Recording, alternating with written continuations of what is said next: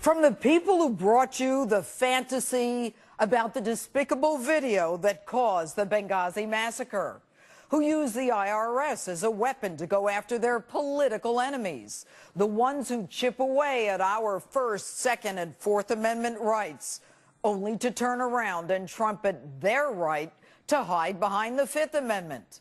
The latest to come out of the Obama administration? Just a little slap at Syria. Really, Mr. President?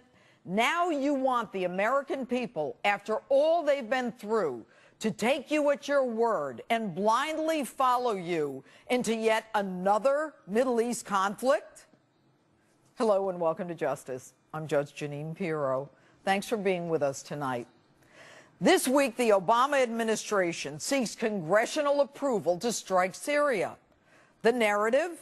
We go in for just a couple of days, do a quick military slap, no intention of regime change, and then call it a day. We'll show them. But right now, Russian and American destroyers and an untold number of submarines are lining up off the Syrian coast. Iranian fast boats are already in the Persian Gulf, where other American warships are positioned. And since we've given them fair warning, Mr. President, because of your latest indecision and dithering, our enemies in the Middle East have been moving assets and preparing to retaliate. It's teed up. Once we start the bombing, the Syrians will call on their allies, Iran and Russia. Now, let me see if I understand this. We're looking to bomb Syria because of an alleged chemical attack, risking a potential face-off with Iran and Russia in a move that will ultimately benefit who? Al-Qaeda? Mr. President, why for 2 years did the United States and the world stand silent as the civil war unfolded in Syria? Well over 100,000 casualties, women and children, victims of bombings and shootings, missile attacks, executions, dismemberment, and decapitation. Now, 1,400 of the over 100,000 are believed to be victims of chemical weapons. Now, we need to engage in a dust-up with Syria? Mr. President, why is killing one way more heinous and worthy of our response than another? And why now?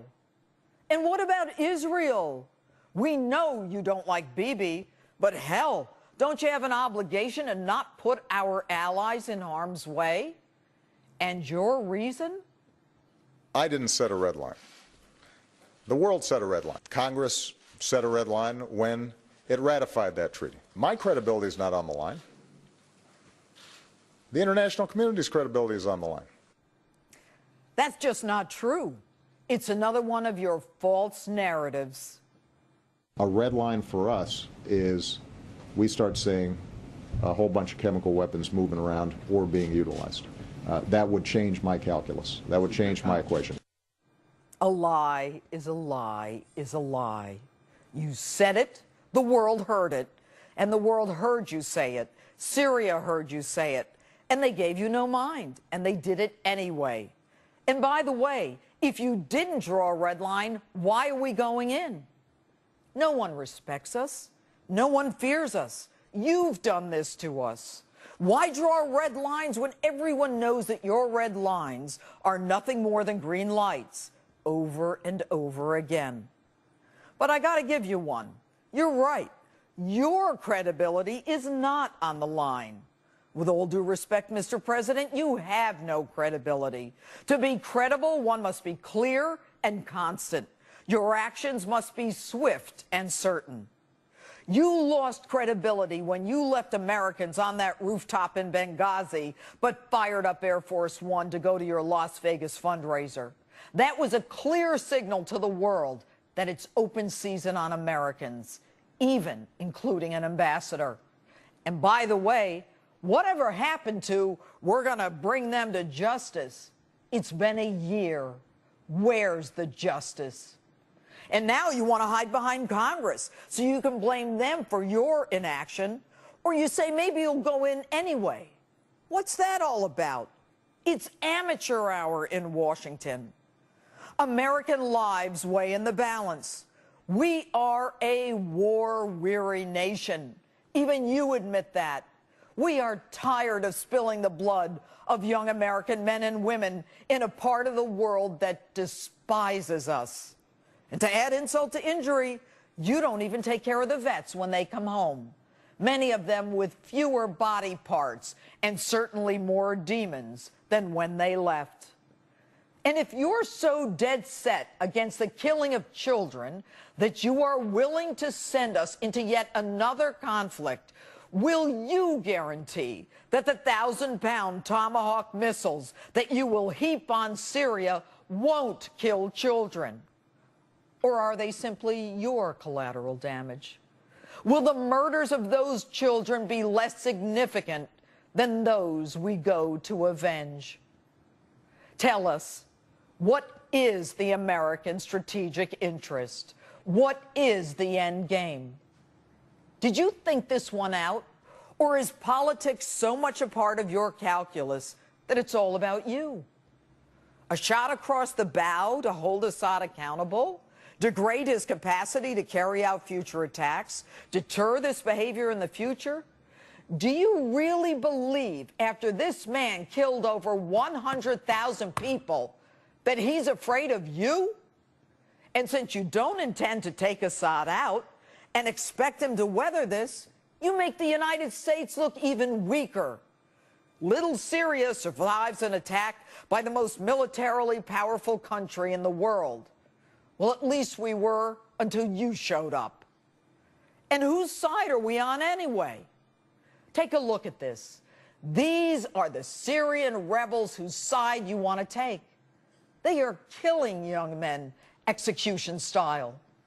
And if the use of chemical weapons is violating international standards, why isn't the international community standing shoulder to shoulder with you?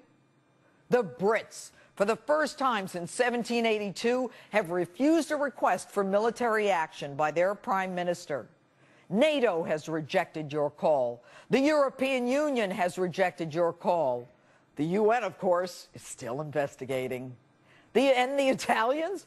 Well, they're too busy dancing with Berlusconi at one of his bunga-bunga parties. And your good friend Putin had to give you a little lecture on international law. Only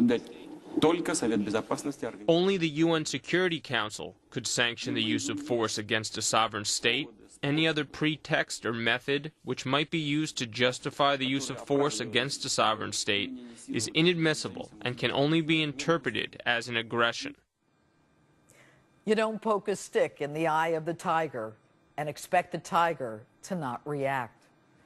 The rebels you want to support are Al-Qaeda. You remember them? They took down the World Trade Center a few blocks from here. Ansar al-Sharia. You remember them? They massacred 4 Americans in Benghazi. And the Muslim Brotherhood. You remember them? You threw our friend Mubarak under the bus for them. And it's since worked out so well in Egypt. And by the way, no Americans were massacred in Syria like they were in Benghazi. So we should go to war for you to save face after making a dumb statement that you now say you didn't make? Have you thought this through? Your feckless foreign policy and paper tiger image have forced your hand. Even your friend Dianne Feinstein agrees with me. Once the administration made this call, though, I think there is a real need for us to back it up, or America becomes a paper tiger. Mr. President, in the past, when America was respected and feared, no one would even dare think of crossing an American president's red line. Remember, you said that you wouldn't go to war unless there was an imminent threat to national security. What case have you made? Last I checked, Assad has never attacked us. And by the way, didn't you get elected as an anti-war president? Didn't you vote against the last war in Iraq? And here we are 5 years into your administration, and American men and women are still on the ground fighting boogeymen in caves in Afghanistan, who will return to their tribal enclaves as soon as we leave. And your Iraq withdrawal thing, that one hasn't worked out so well either. And Senator McCain, We all respect you for your service and the sacrifices you've made for this country. But in the end, maybe you're right. Maybe it's all just a game. Mr. President, can you understand why Americans are so dead set against this? We look at wars in the Middle East through the prism of Iraq and the lies and false narrative of Benghazi. You want us to trust you, but you're not credible, clear, or concise. Why should Americans take it on faith that what you're saying is even true? There's no end game, and we can't afford, nor do we want, a World War III. And speaking of that, Mr. President, didn't you win the Nobel Peace Prize? Yeah, you're the one. Give it back.